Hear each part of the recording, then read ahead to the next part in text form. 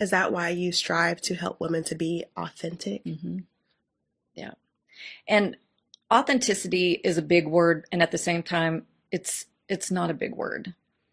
Um, Beingness and authenticity can change, right? You just had a baby, what, almost 2 years now?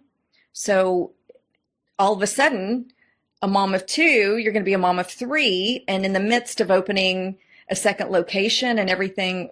So you're our every day, like going through health issues and hormones up and down.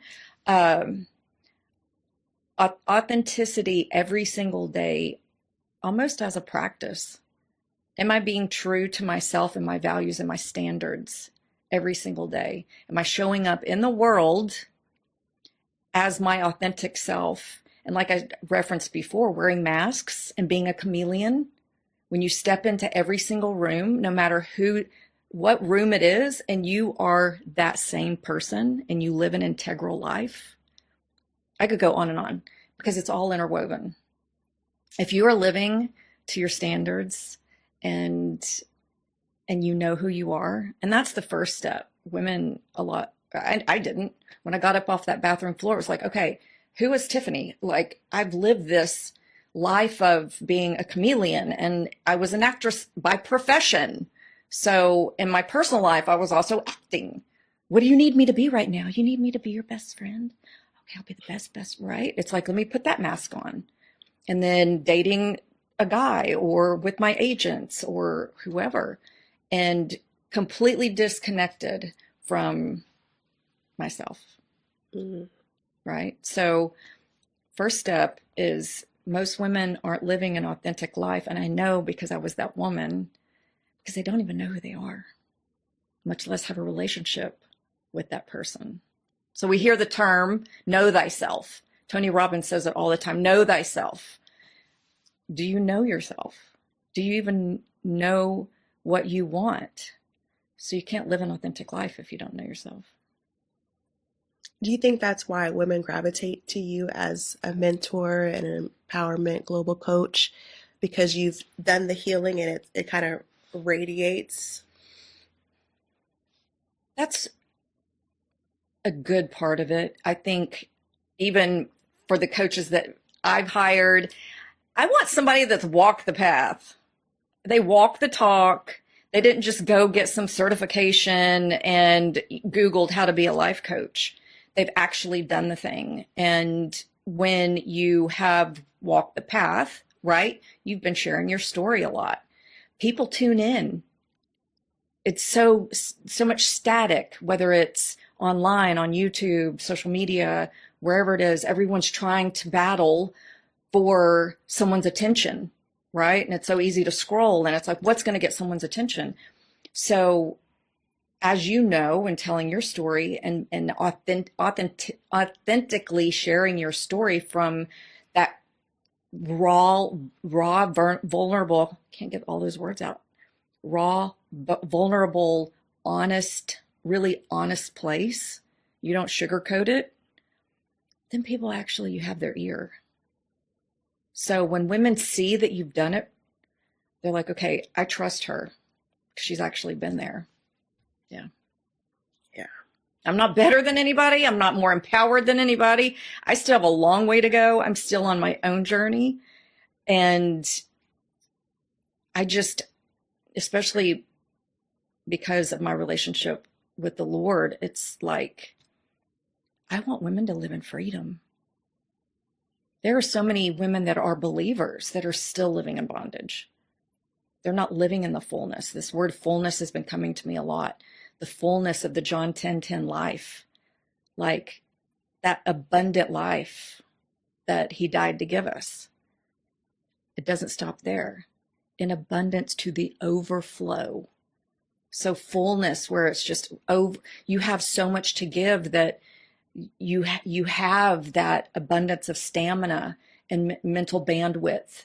And I've had that taken away from me with just illness and hormones and having to take it down, which is difficult for me to do. And that's been a challenge as well, to give myself permission to rest.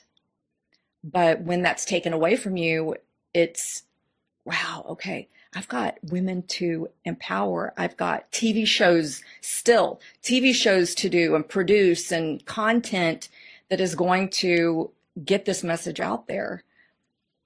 And if you don't have freedom, energy, stamina, health, fullness, it's very difficult. Yeah. Speaking of shows, you started a hit YouTube show.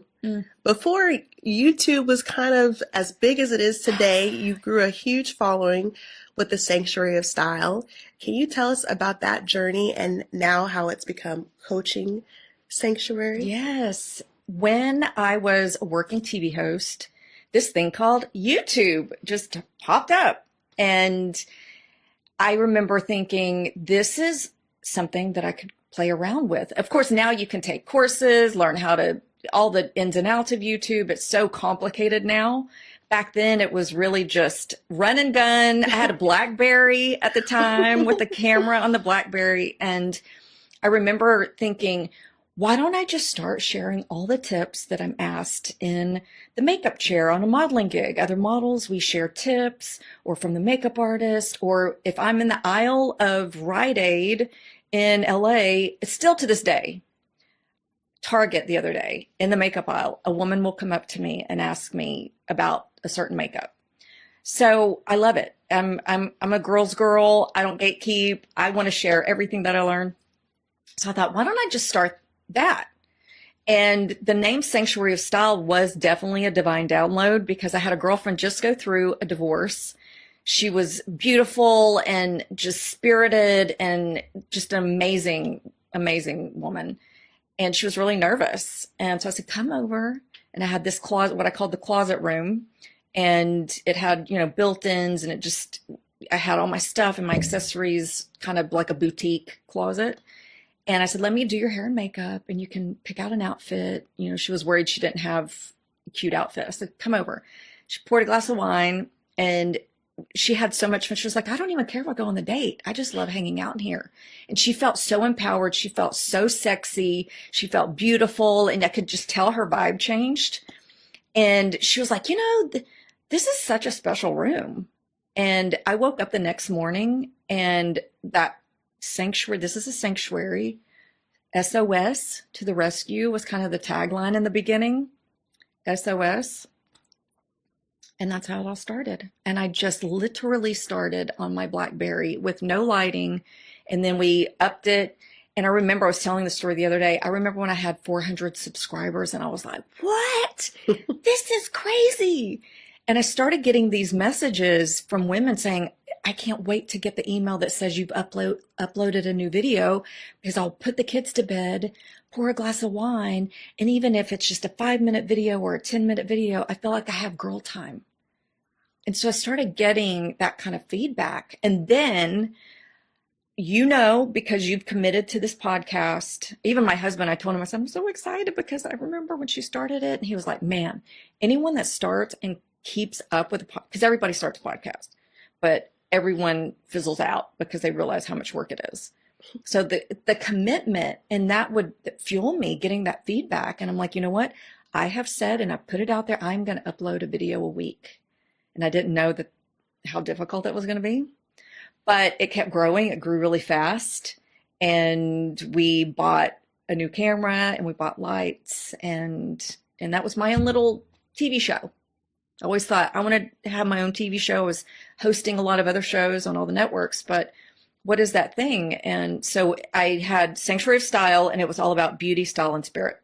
And I knew back then I had the vision. I might be my first blog post, because I created a blog to go with the videos to kind of house it, to be able to put and start collecting emails and create a community. Really didn't know what I was doing. And I just knew in my heart as I was healing that eventually I would start talking about the spiritual depth. My first blog was about voluminous mascara. L'Oreal voluminous mascara. It was so basic, one little paragraph about voluminous mascara, and I did a video to go along with it.